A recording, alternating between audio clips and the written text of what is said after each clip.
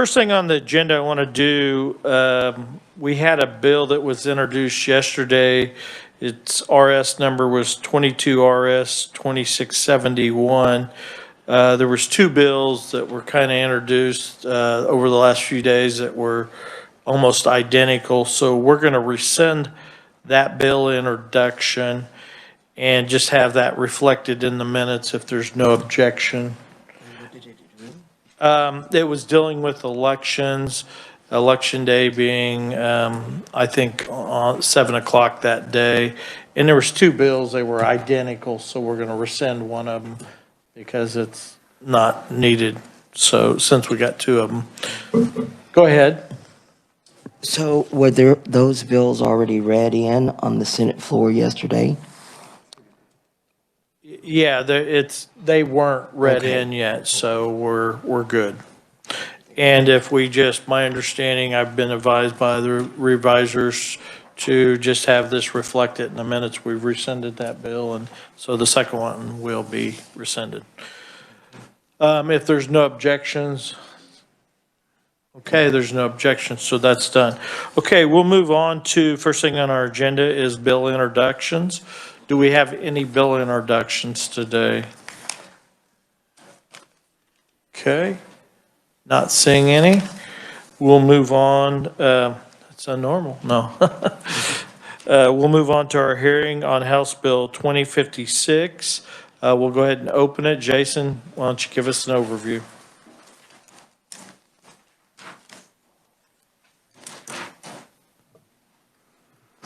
Thank you, Mr. Chairman, members of the committee. House Bill 2056 came over from the House last session and is sitting in this committee. It deals with the regulation of what are known as Kratom products. And these products, you can see the definition is on page 5 of the bill.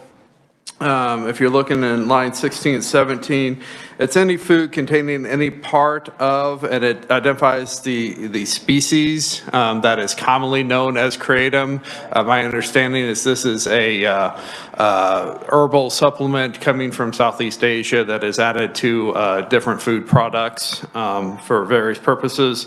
The bill would add the regulation of these products to the Food, Drug, and Cosmetic Act that is regulated by the Department of Agriculture.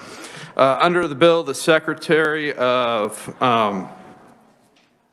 would adopt rules and regulations establishing fees for the issuance of an annual Kratom dealer license and to administer and enforce the act.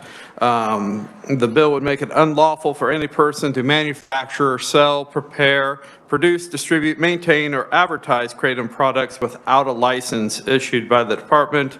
And it would be unlawful to sell for anyone to sell Kratom to anyone under the age of 18. Unlawful sales are a Class C misdemeanor under the bill. Individuals will apply for the license. It would be a 1-year license expiring on March 31st of each year. All packaging and labeling of Kratom products would be approved upon submission of a complete application, payment of fees, and completion of a successful inspection of a manufacturing premises. There are provisions in the bill to authorize the secretary or the secretary's agents to inspect and sample Kratom products to ensure compliance with the statute. There's also authority for the secretary to issue a stop sale order to the owner or the possessor of Kratom products if the secretary determines that there is a violation of the act. There could be a temporary suspension of the license or order the temporary closure of a licensed premises if there is a public health or safety danger as determined by the secretary. All of this would be subject to the Kansas Administrative Procedures Act. Finally, there is a civil penalty of not to exceed $1,000 fine for each violation of the act that could be imposed by the secretary. The bill will go into effect on July 1st of this year if it's enacted, and I'd be happy to answer any questions, Mr. Chairman. Do we know what the vote was in the House? We can quickly look that up for you and get that information. Questions? Senator Fasquedo. Thank you, Mr. Chairman. Thank you, Jason. So for those who are listening in and may not really know, again, what is the definition or what are products? What is Kratom? Yeah, so my understanding is there is a species of plant primarily grown in Asia, and derivatives of this plant are used as supplements in food products. The particular name of the species is on page 5 of the bill. Plant Mitragina speciosa. I'm going to take a wild stab at that, probably incorrect, but that's what we're talking about when we're talking about Kratom products. And Mr. Chairman, Jason, so this product, was it FDA approved? I don't know that the FDA has approved this. We'll have to check on that. I don't think it was the first time I was working with this bill, but it's been a year or two since I last checked, so we can look into that. Any further questions? Not seeing it up.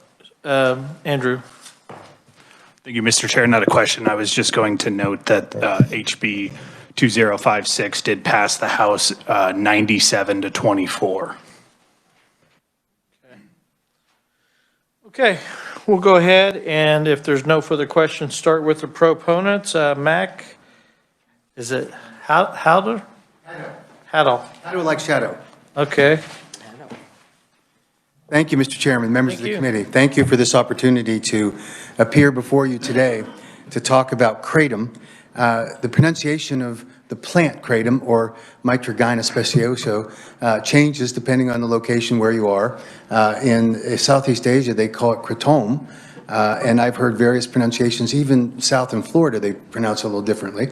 I mentioned Florida because, as Jason pointed out to you, it is a plant unique to Southeast Asia because of climate and soil conditions. But in the state of Florida, they have been investigating whether Kratom could be a replacement crop for citrus plants that were devastated by a citrus disease. And in Florida, we no longer have a citrus industry. And the University of Florida has been conducting studies on that, and they've determined that, and they have plantations of Kratom trees in Florida that number several thousand trees. They've been at it for about 3 years, and they've successfully concluded that the alkaloid content production is similar to or equal to what goes on in Southeast Asia. So that's a very promising thing for the citrus growers or the replacement crop in Southeast Asia. If I could first start out by answering the questions about the FDA.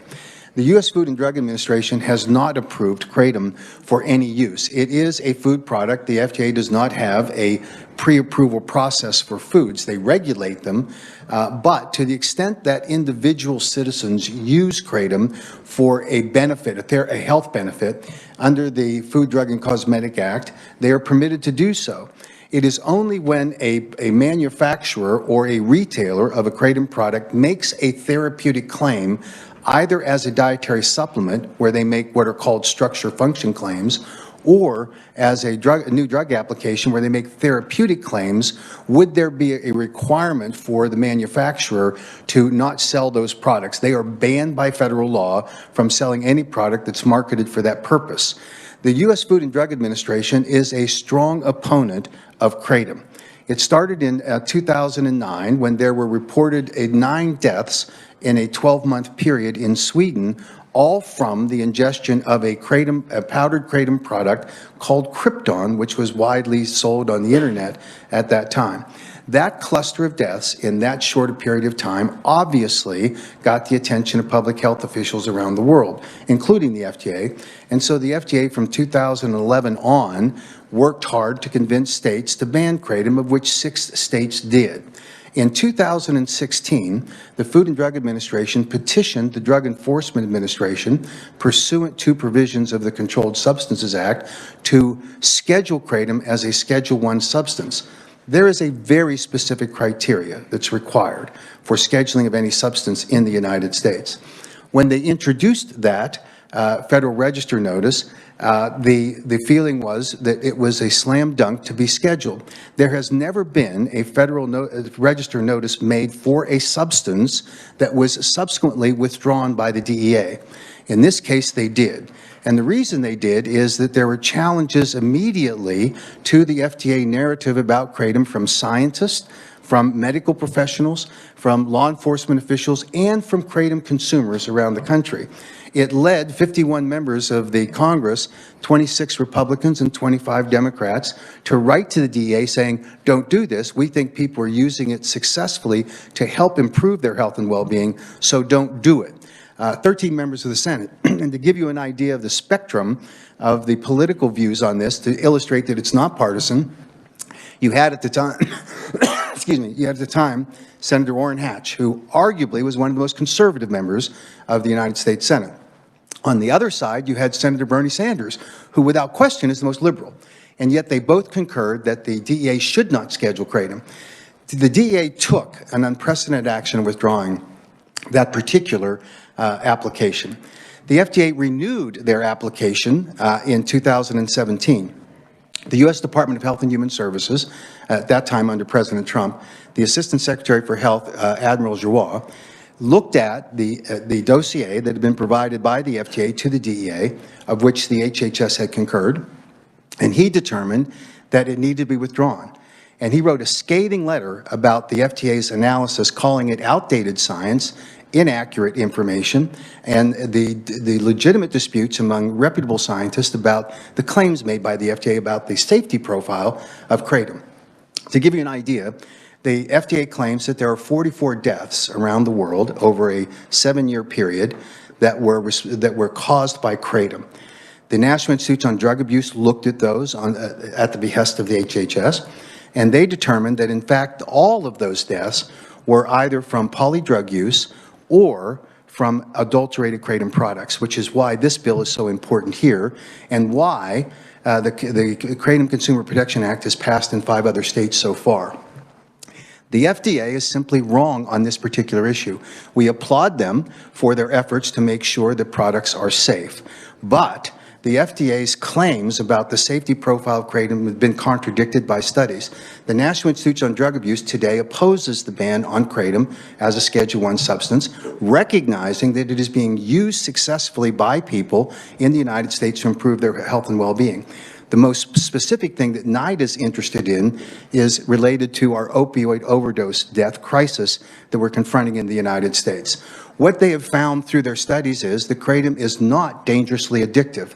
You can become dependent on any substance, and certainly if you abuse a substance and don't use it responsibly, you can become dependent. That's true with caffeine, as we see with coffee, and you can overdose on caffeine, by the way. There have been legitimate inquiries and restrictions placed on caffeine, concentrated caffeine tablets, because they are dangerous.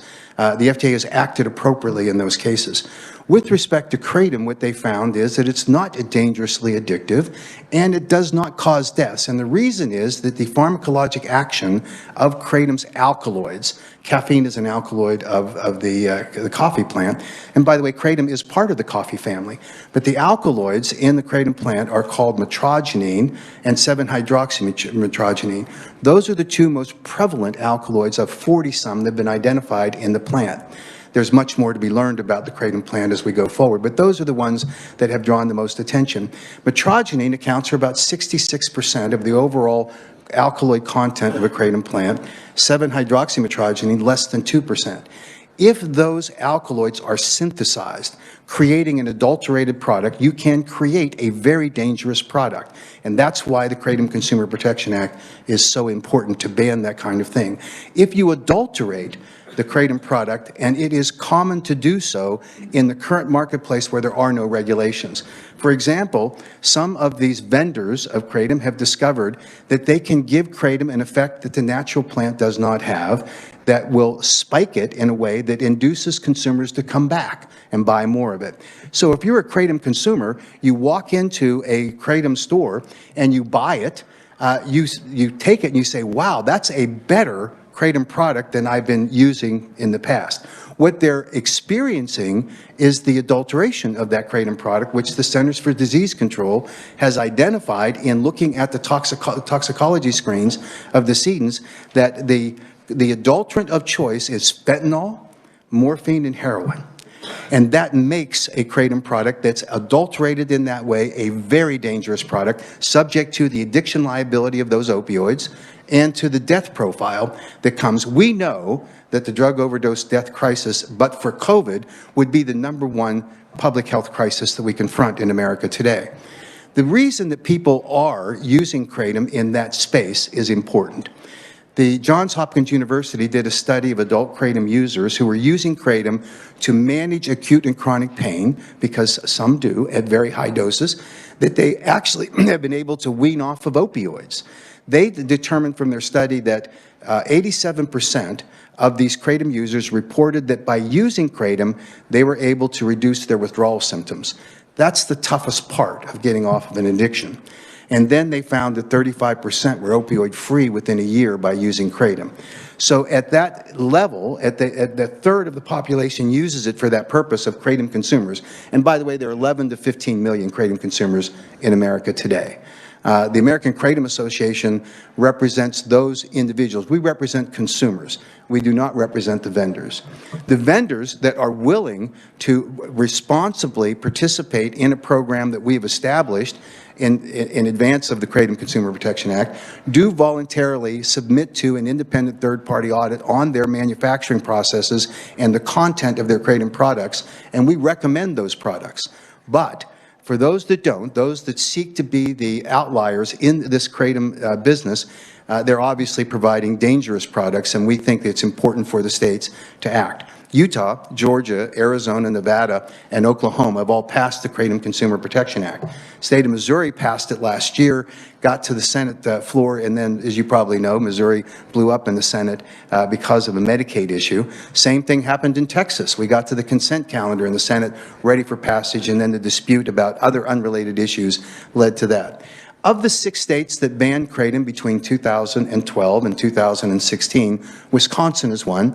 On January 5th, the State Affairs Committee voted 9-2 to remove the ban and replace it with the Kratom Consumer Protection Act, and is now going to the House floor and hopefully to the Senate. Same thing is happening in Vermont and Rhode Island of the 6 states, and they're reviewing it in Arkansas with the Secretary of Health, who's the one that issued the ban in the first place, where it was characterized as being a mistake because of the misinformation that was provided by the U.S. Food and Drug Administration.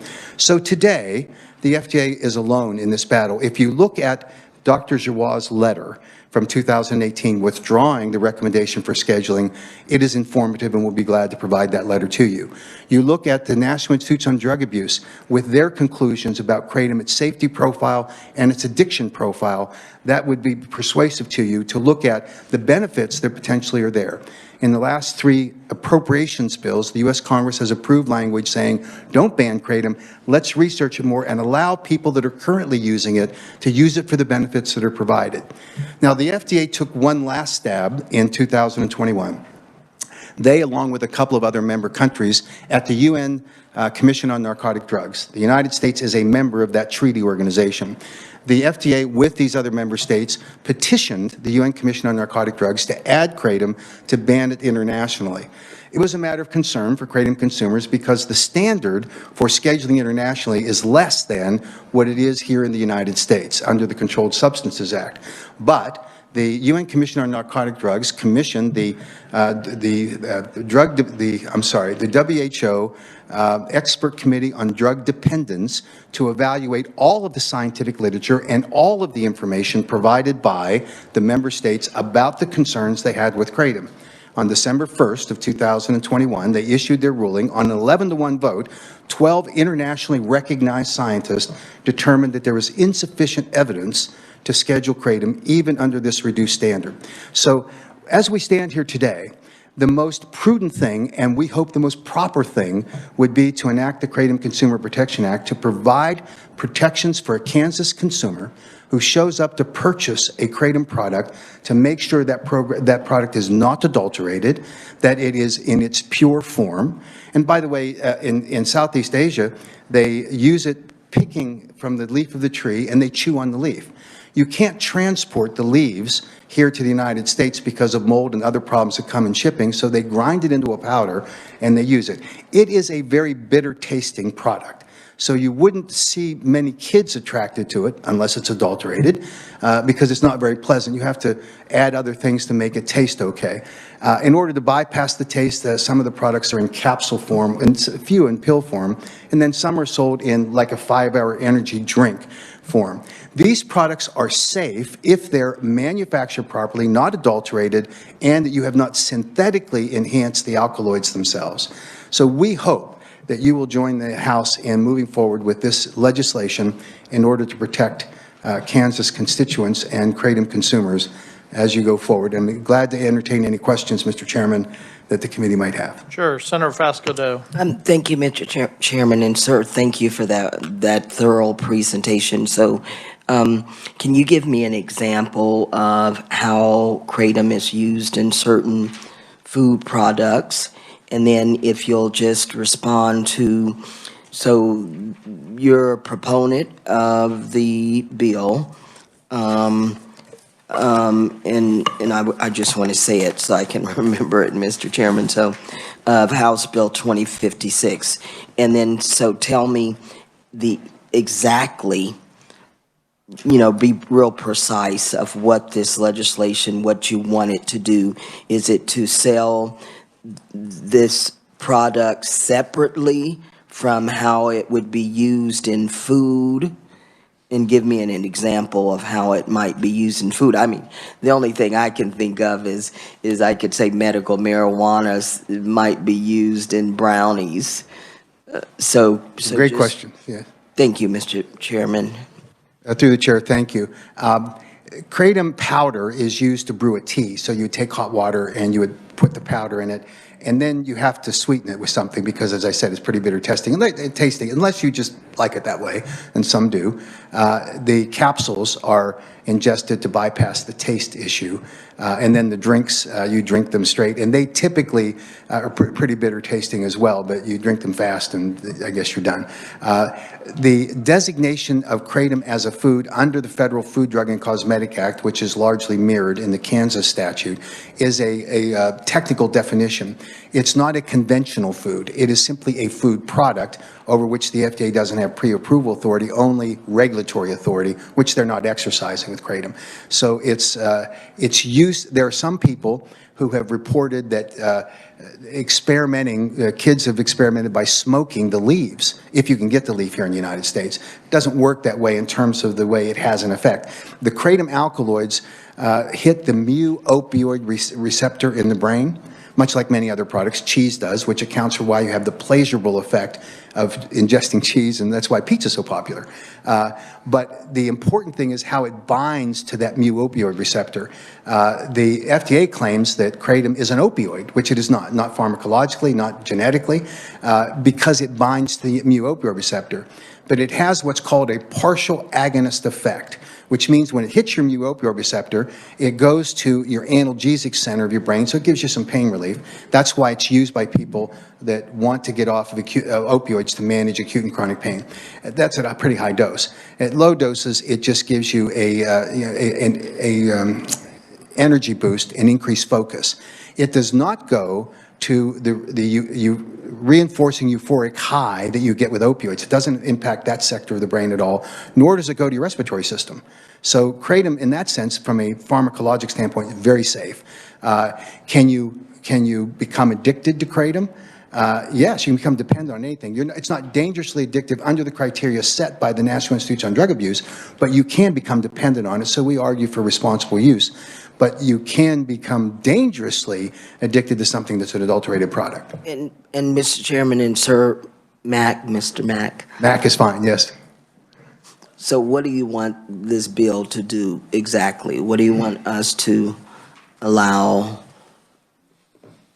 So we want it to be regulated so that when a manufacturer introduces a Kratom product for sale in the state of Kansas, that they meet the criteria for good manufacturing practices and that they do not adulterate the product with a dangerous substance, that they cannot synthesize the alkaloids of the natural plant above what occurs in the natural plant, that it is, that the certification comes through the registration so that the department can track who is selling Kratom. They know exactly what it's done, and that it's labeled properly. We think it's important that people know exactly what is in the product that they're ingesting. And you can buy Kratom products today that don't tell you anything. And that's probably an adulterated product. We also like and endorse strongly the age limit on Kratom sales. As I said, it's not attractive to kids, but kids will experiment with things, and we think this is something that ought to be done by an adult in consulting on any use like that. Further questions? Senator Reichman. Thank you very much, Mr. Chair, and thank you for coming. You're enlightening me on something I never even heard of. You know, kryptonite is probably the closest I've come thinking about this.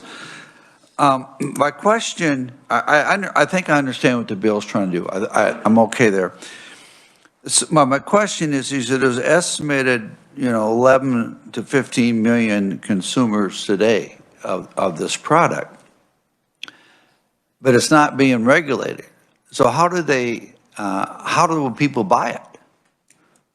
So, through the chair, Senator Reichman, because it's not illegal, except in the 6 states that banned it because the FDA asked them to between 2012 and 16, you can sell anything on the in the public domain as long as it's not a dietary supplement approved with what's called a new dietary ingredient notification with the FDA.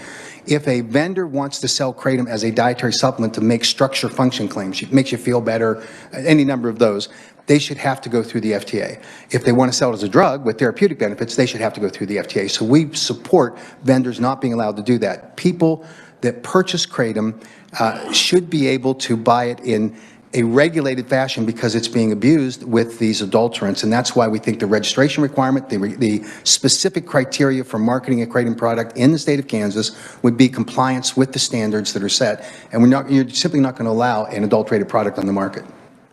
Go ahead, Senator Reichman. Thank you for next. I understand that. I think I understand what you're saying, okay?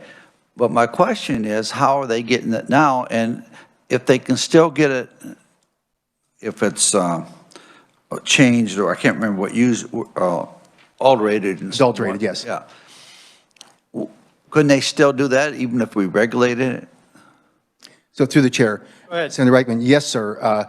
The difference will be that you have a regulatory framework in place where you can go in, if you get a report about a product that's suspect, you can go in and you can intervene with the retailer by testing the product to make sure that it's not adulterated. That's the important kind of criteria. What we have found in the states that have passed the Kratom Consumer Protection Act, based on reports from those states, that the adulterators don't like to go into those states because they risk not only the fines that are associated with compliance in those states, they also risk criminal fraud statutes if they're marketing a product as what they say it's a safe product and then they've adulterated it. They don't want any parts of that, so they will block the sales in states that have passed the Kratom Consumer Protection Act. So that's a positive benefit. The truth is, you can go on the internet and you can buy a Kratom product that you think is safe and it's going to be terribly adulterated. And I think the way to clean all of that up is to have as many states as we can pass the KCPA, and then hopefully have the FDA come to their senses and regulate this so that they'll be more aggressive. We at the AKA have identified 60 companies. We survey their marketing materials, and we look for those therapeutic claims, which are illegal, and we look for structure function claims, and unless they have an NDIN, for which none have been issued, those are suspect. We've referred those 60 companies to the FDA over the last 18 months. Not a single warning letter and not a single enforcement action has been taken, which tells you the FDA is just not willing to do what their job is right now, which is why state action is very important, because those vendors will respond if they see that they're going to be penalized. And that's why this legislation is so important. Senator Hosher. Thank you, Mr. Chair. Thank you for being here. I need a reminder because I think it was 2 years ago, maybe, wasn't there a bill that we passed in regard to Kratom? So what I was trying to figure out, is this maybe like what was a missing component as far as what we had passed previously? My understanding is that it didn't make it all the way through the legislature, and so we're back. Okay. But this is the bill that we've been promoting. I'm not familiar with any other legislation that would have, there might have been slight differences in this language versus what was proposed prior to this. Okay, great, thank you. And by the way, it's my pleasure to be here. I've been in, I think, 46 states and talking about Kratom, and this is the arguably top tier, one of the most beautiful capitals that I've ever seen. Well, It really yes, is. it is. It's a remarkable historic building. And you said cheese, and that caught my attention. Hey, there's a peer-reviewed published article, it really is funny, that explains why cheese is such an appealing product, because it hits that mu-opioid receptor and it gives you pleasure. So, Well, and then, if I may. Go ahead. The other part of my question was, how is Kratom used by doctors as far as, recommendations or for what ailments, that type of thing? through the chair, Senator, the answer to that is complicated in that the FDA, it's not a prescription product, it's not an approved drug. So doctors generally do not get involved with it unless the patient comes to them and says, and we encourage this, by the way, tell your doctors that you're using Kratom, because what we don't know is what that patient may be taking in terms of other medications, and the doctor's in the best position to determine whether there would be complications with the use of Kratom. In a survey that was published about Kratom consumers, which identified that 1/3 use it like a cup of coffee for the energy boost, increased focus, 1/3 use it for anxiety relief, and 1/3 for the acute and chronic pain. That survey indicated that more than 46% of Kratom consumers were reporting their Kratom use to doctors. And I got and this is anecdotal, but I received a phone call from a woman who told me that her husband, who was a SEAL Team 8 member, had his body literally destroyed, in her view, in his service to our country. And he was with the VA, and they pumped him full of all of the traditional FDA products. And he was debilitated, and someone recommended Kratom. And he asked the physician's assistant at the VA, should he take Kratom, and she said, if it works for you, absolutely. And today he's fully functioning. He did an ad for the American Kratom Association, which I'll send to you. And this is a man who couldn't even talk. He was so debilitated, and he lost his family, lost his home, and suddenly Kratom has saved his life. And you'll hear that from Kratom consumers. I've listened to thousands of testimonials where people will come up and say that Kratom has saved their lives. And these are obviously people who struggle with addictions, who are struggling with pain management, and they say that it saved their lives, it's restored them to being fully functional, they have their jobs, they have social interactions, they're good husbands and wives, they're parents to their kids, where before their lives were a mess. And that's what's powerful in terms of that kind of testimony of people that use Kratom. Okay. Are you done? Okay. Further questions? So to me, this seems like this is putting some regulatory on. Am I misstating myself here? On something that's being sold now and setting a standard. I want to make sure I'm right. Andrew, you have something you want to add? Yes, thank you, Mr. Chair. I was just going to review, KLRD has done a 50-state survey of Kratom regulations in the United States, and that there are 16 states that have regulated and Kratom. Sale, possession, and use of Kratom and its active ingredients are illegal in the following states. Those states are Alabama, Arkansas, Indiana, Rhode Island, Vermont, and Wisconsin. The states of Arizona, Georgia, Illinois, Louisiana, Minnesota, Nevada, Oklahoma, and Utah require persons to be age 18 to possess and use Kratom, and the states of Tennessee and South Dakota have implemented an age requirement of 21. Mr. Chairman, if I might, Go ahead. we love the age limits, but we need more, because if you're an adult and you're exposed to an adulterated Kratom product, you're in danger. So. Okay. There's no further questions? Okay, thank you, Mac. Thank you. Are there any further proponents? Okay, not seeing any. We'll move to neutrals. Kenneth, is it Titus? Okay. Thank you, Mr. Chairman, members of the committee. My name is Kenny Titus. I serve as Chief Counsel for the Kansas Department of Agriculture, and I'm here offering neutral testimony today on House Bill 2056. I'm here on behalf of the department because we're the state entity that's primarily responsible for enforcement of the Food, Drug, and Cosmetic Act. That's obviously mirrors, as the proponent said, the federal law. Where you would see that touch the lives of your constituents most often is when we inspect food establishments, so the restaurant health inspections, food processors, and then there's some other things that are looped into that. But that's our primary touch point with the Food, Drug, and Cosmetic Act. Full disclosure, we were initially, when this bill was introduced in the House or in an earlier version, we were in full opposition to that. But we were able to work with the proponents. Initially, it required licensure and testing without the appropriate fees or ability to stop sales or any of that. So last year, we did sit down with the proponents, and the regulatory language you see for the licenses, the fees, and all of the stop sales and things like that, that mirrors our existing authorities. So in that sense, we were appreciative of the proponents, but our primary concern with this bill that we feel it's important to at least have on the record is that the FDA has put out very strong statements about this. There are import alerts on this product that have recently been renewed. There have been numerous seizures of this product, and the FDA just speaks very strongly. There's no approved uses for Kratom. They've identified the risk of addiction, abuse, and dependence. And what this bill does, while it does put some regulatory framework in place, the department does not believe that we can, it doesn't make the use of Kratom any safer.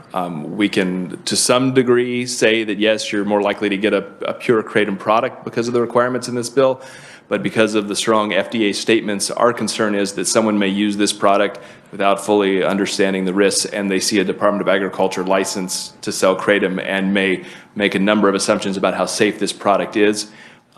We would say for all of our regulatory programs through restaurants and weights and measures and plant services, most of our jobs are protecting consumers from adulterated products.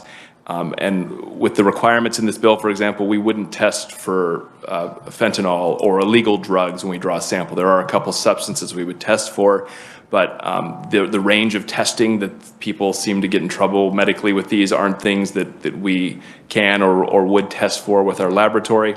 And so we just aren't confident that our license provides adequate protection to the public. The sale is already legal. So we're not making any comment on whether Kratom should be sold. We're just not sure we're in a position to adequately protect the public. So with that in mind, if the FDA were to reconsider some of their positions and back off, we would certainly support moving forward with this bill. But at this time, especially with the cost of testing, you'll notice in the fiscal note it says $450 a test approximately, as required by statute. Of course, if there are 200 Kratom dealers in the state, those tests would be rare and primarily complaint-based. So again, that lowers the safety we can provide in these instances, but with the cost of lab supplies, that's probably $50 to $100 higher per test now. I checked on that this week. Hopefully that's not forever. So it would be an expensive license for us to cover our costs. And again, that's not providing very good customer service to our licensees either. So for those reasons, we just ask that the committee carefully consider the value of this bill at this time, and I'm happy to stand for any questions. Okay. Do we have any questions? Senator Reichman. Thank you. Appreciate your testimony. It's good to get a different perspective. You were talking about people having adverse effects. And have you found any that the product was pure without putting something else in it, it's illegal or whatever? Is there any problem if it's consumed like the bill supposedly it's going to be saying? Thank you, Mr. Chair. Yep. Based on the information, and of disclosure, I'm obviously not a doctor. We have a number of fine veterinarians in our office, but not any people doctors, if you will. But I would say that the way it was characterized by the proponent is generally accurate. There was you can Google it and find research about this. There is a fair amount of dispute on those deaths that FDA identified.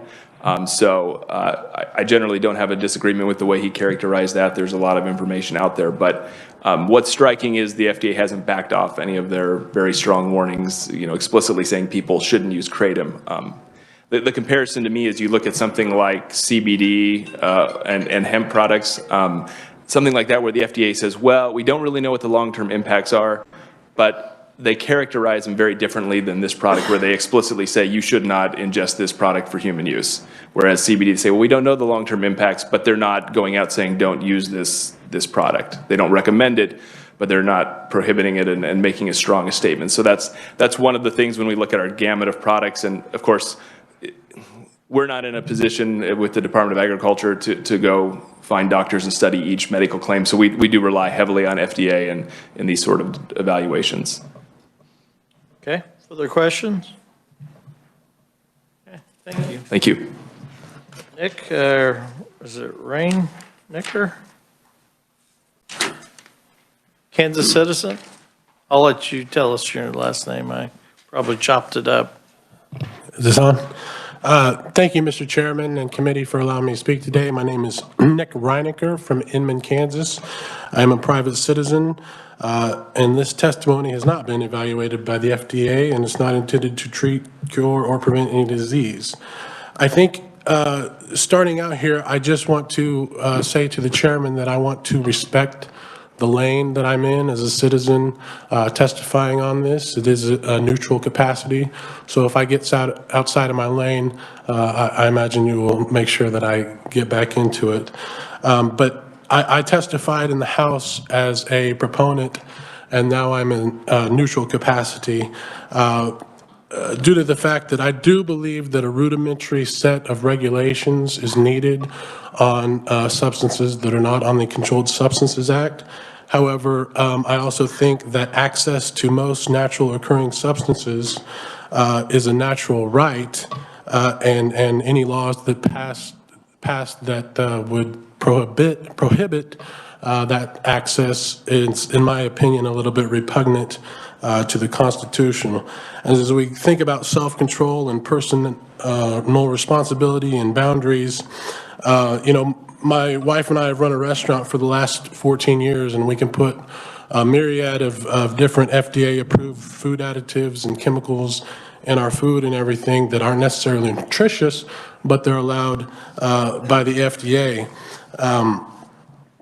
And so one of my biggest questions was, if a plant is not on the Controlled Substances Act, then I can grow it and possess it and use it in my own household if I'm not engaged in commerce or hurting anybody else.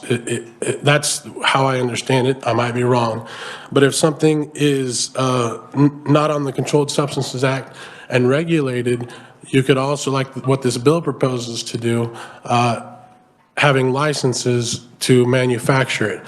So I guess what I'm wondering is, after this bill is passed, will I still be able to take a seed of Mitragina speciosa and put it in the ground, feed it, water it, allow God and nature to do their thing, and then use it for whatever purposes I want to in the privacy of my own home and my own family? And if not, I would have some concern with that. We have farmers markets that are unregulated by the FDA. And there is sometimes potential to have adulterated products in there, but we still are able to go to that place and buy products, plants and vegetables and all kinds of other stuff, even baked goods that are unregulated. The 2% 7-hydroxymetrogena, I'm not sure how that is done. I have some questions with that, if that is concerning the synthetic manufacturing or the conversion, because what I've read, I thought metrogenine converted to 7-hydroxy, so I'm not sure how you would actually test for that in that sort of deal. If you give me, I'm frantically writing down notes here and got a little unorganized, I guess you say. But a food containing any part of the plant Mitragina speciosa. So again, at my restaurant, if I want to have a Mitragina salad, does that mean that I have to have a license? And then, what are the processes there? full disclosure, I am for a Controlled Substances Act.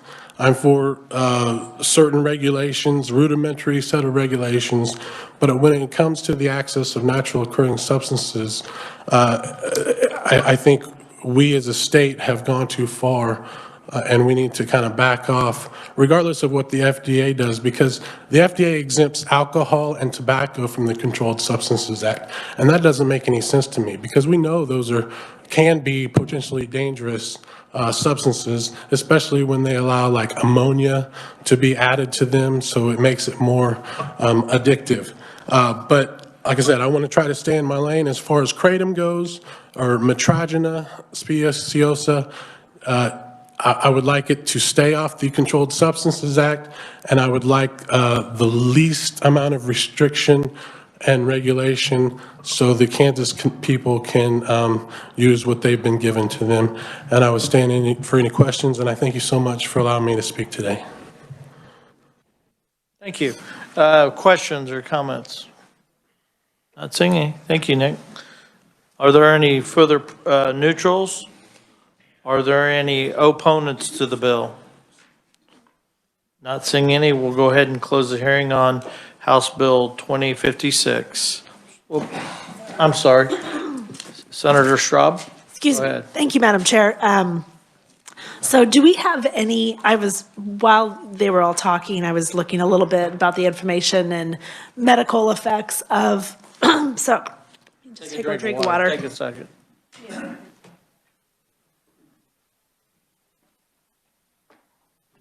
I was researching some of the medical effects of Kratom. Do we have any testimony from anyone in the healthcare industry? Have we had any cases of kids overdosing? I really know very little about it. So is it a problem? Is this regulation necessary? Who are you asking that question to? I'm sorry. Do you want some research? Andrew, could you check into that? Probably ought to see who testified in the House too, and just maybe be able to see if we can find some background, okay? And probably while you're looking at it, get the different states and how they're regulating it, and just kind of what each state has done out of that list. Does that answer? That does, thank you. Thank you. Any further, go ahead, Senator Cluse. Well, along those lines, I just had written down, how prevalent is the adulterated product? I mean, is there any stats on that? Seems like, I'm learning. Yeah. So maybe in part of your research. Go ahead.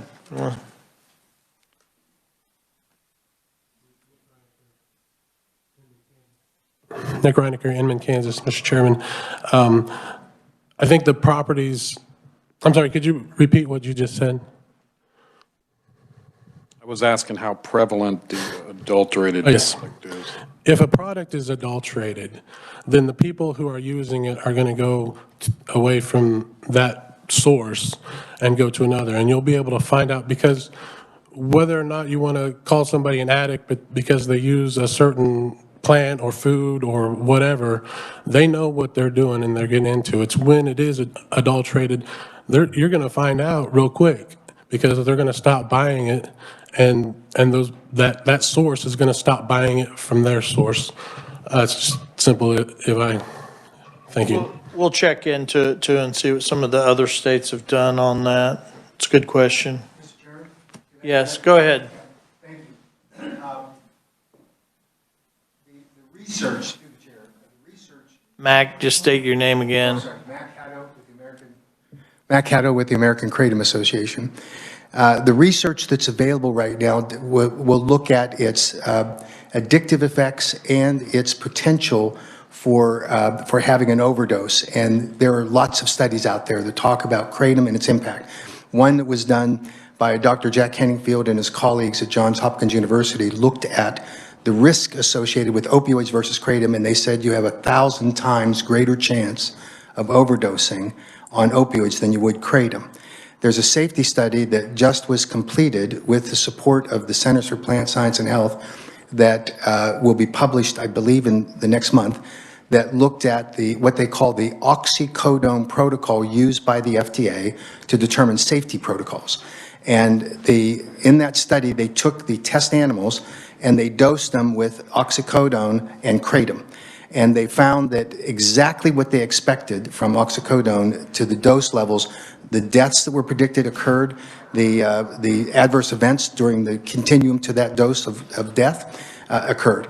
With kratom, they went to hundreds of times more of kratom that a person could consume in a single day. There were no deaths in the test animals. This is pure kratom. No deaths in the test animals, and no adverse effects other than at very high doses sedation, which is understandable. So there's no good human studies that have been done yet, but the research is very powerful in terms of its safety profile of pure kratom and the risk associated with mixing it. The last thing I would say, that the Centers for Disease Control looked at the adulteration of the deaths that were reported, and there were 151 deaths, I think 91 of which were kratom was detected from the medical examiners. All but 7 had polydrug use or the fentanyl, morphine, and heroin, so they clearly were either adulterated or people were using the substances concurrently, which wouldn't be very surprising if they're trying to wean off of those substances. Of the 7 that were kratom only, the CDC looked at them using more sophisticated analytical tools. Many medical examiners' offices don't have these very sophisticated instruments because they're very expensive. They determined that all but 1 were polydrug use, so the medical examiner's report was inaccurate. The one that they couldn't identify as being a kratom death didn't have a blood sample available to test it. So we don't think there's any. I'm not suggesting you can't overdose on kratom. If a person, as you probably know, that has an addictive personality that wants to just abuse themselves, they can keep taking, and you can overdose on a number of things. You probably could with kratom. We just haven't seen that. And that would be the outlier, extreme outlier. Just haven't seen that yet. Okay. Thank you. Okay. We've got the hearing closed, so thanks for all the information. We'll get some updated information, Andrew will. With that, we are adjourned. Oh. Senator Fasco-Doe. Thank you, Mr. Chairman. I came all the way back to the committee just to wish Senator Richard Hildebrand happy birthday. Happy birthday, Richard. I'm sure we'll sing it on the floor, right? Let's save it for the floor. He's all embarrassed. Okay, we're adjourned.